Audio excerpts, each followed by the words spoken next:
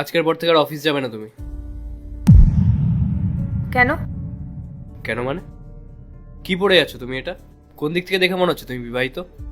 তো বিবাহিত লাগছে না তার জন্য কি আমি জব ছেড়ে দেবো?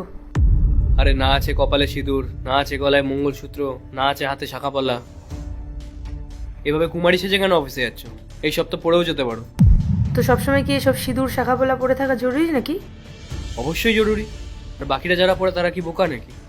আমার অফিসে আরও যারা স্টাফ আছে তাদের বেশিরভাগ সবাই আনম্যারিড, তো আমার ভালো লাগে না ওখানে আন্টি সেজে যেতে।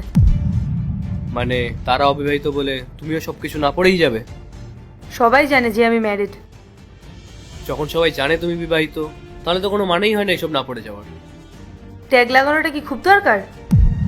দরকার। এই তুমি না সকাল সকাল আমার মাথা খারাপ করো না তো। জিন্স টপ পরে যাচ্ছি আমি, এর সাথে সিঁদুর শাখাপোলা পরলে কেমন আজব লাগবে না? আরে জানা দরকার তো তুমি বিবাহিত না অবিবাহিত।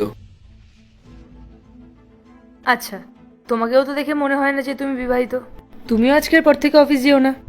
অবিবাহিত মনে করে কোনো মেয়ে আমাকে লাইন মারতে পারবে? কোনো মেয়ে আমাকে বলতে পারবে চলো কফি খেতে যাই? কিন্তু একটা মেয়ে যদি অবিবাহিত থাকে, তাহলে একটা ছেলে তাকে এটা অনায়াসেই বলতে পারে। তাই এইসব বলার আগে এইটা জানা দরকার যে সেই মেয়েটা অন্য কারোর ওয়াইফ। এই শোনো, কারো যদি লাইন মারারই হয় না তাহলে বিবাহিত মহিলাকে দেখেও লাইন মারবে। আর ছেলেরা সেসব মেয়েদেরকেই লাইন মারে যারা তাদেরকে হিন্টস দেয়। মানুষ পাগল না। এটা তো হিন্টসই। তুমি এভাবে অবিবাহিত সেজে অফিসে যাচ্ছ, হিন্টস ছাড়া এটা আর কি? মানুষ তো আর পাগল না, ওরা তো এটাকে হিন্টসই ভাববে।